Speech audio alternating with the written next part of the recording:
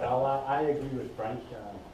I think that it should be I should be focusing more on more of the immediate problem we have in Sudbury than have $50,000 to donate to a community or a fund. But we should have something in place for them to go to, so they can, like, why am I playing whatever I'm playing to give somebody that amount of money? I think that we should. I don't want to be responsible to give somebody $50,000. I think like we should go the way Frank said. That's the best way. I don't call it playing. I call it, for example, the splash pad in the Donovan. The city planned on splash pads, and then they cut the funding.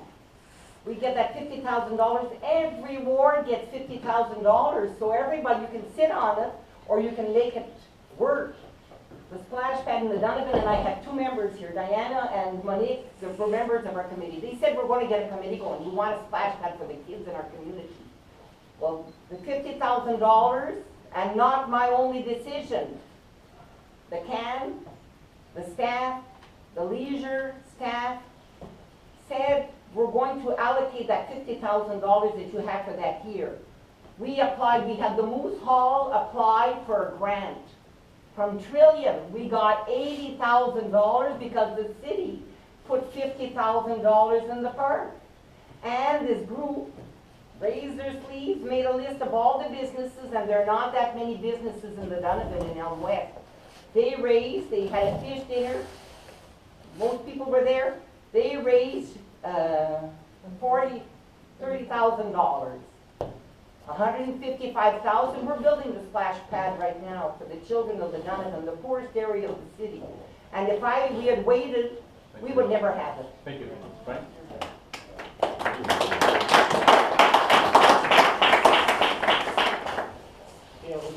As a counselor, as a person, it's difficult to speak against good projects, and people work hard and they build things and they volunteer, and that's awesome stuff, and they're working together and they get good results.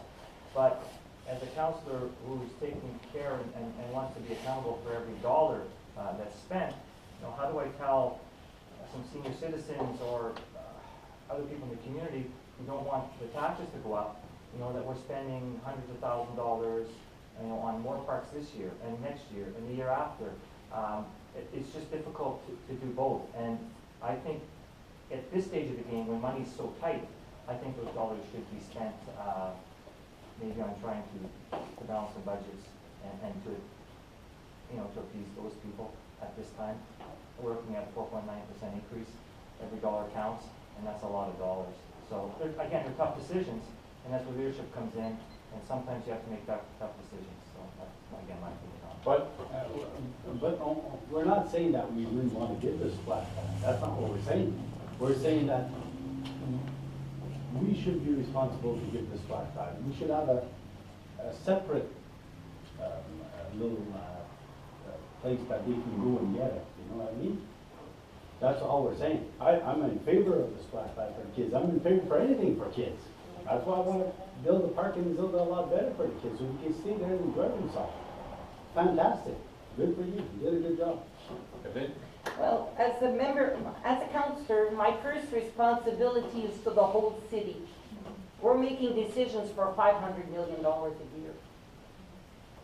And now I find with this HCI, every ward across the city, we've talked about de-amalgamation, and we're talking about fairness and justice across the city.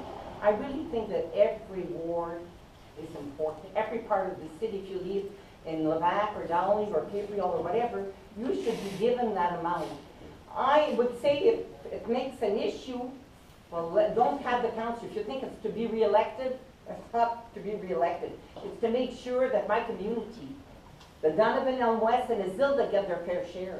50,000.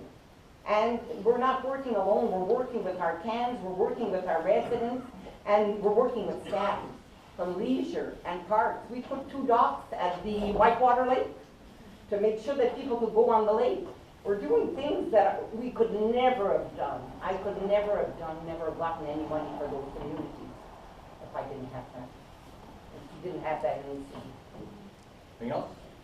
Again, they should have got, they could have got that money. Like we're saying, they could have got that money. We're not saying we're not gonna give it to them, the $50,000, but why should we be responsible for $50,000 when we have to make some hard decisions in the next 4 years? That's all me and Frank are saying. Well, me. No, Frank. Let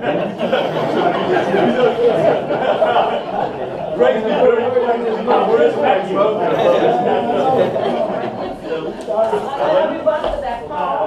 You see, we built splash pads. We had money, we built. Parks and Rec built one in Chelmsford on Gopi Street. They built one in Doncaster at the Hammer. And they built one in Walden. And then they said no more funding. Well, we could have said no more splash pads.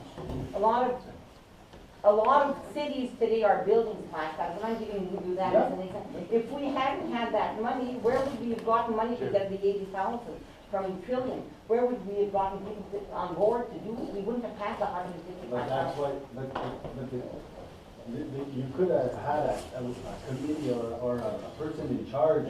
See, is this worth it? Is this worth it, this decision that was giving us back? I would have voted yes, it's worth it. Yeah, I would have gave it to them, the $30,000. All we're saying is that, why us decide? Why not see what I'm saying? Like, I understand you what put you're all in saying. one pot and then you send them there to that pot. And you take care of it, not us. But not neglect as Zilda and out west and Chelmsford like we've always been neglected. Well, we've been neglected. One more comment. Well, one more comment. We wouldn't have built it in 7 months.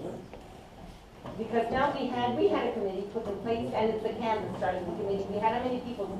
8, 10 people at the table. The Moose Lodge, the residents, we had staff.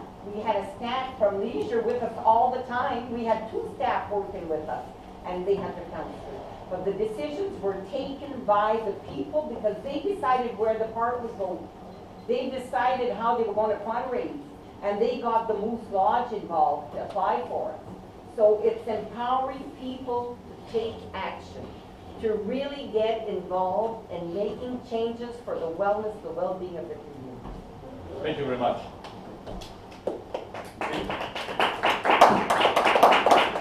I find it amazing whenever there's an election or anything else, that we hang our hats on little things. I just want to put things in perspective of this. It represents 0.01% of the budget, the total budget. So it's not a huge amount. So just to keep the things in perspective. Thanks, Jerry. So it's just a couple of comments before I move on to the last couple of questions. I really want to thank all of you showing up. I mean, to present yourself and run is not easy. And it's nice everybody being respectful. The signal is very good as well.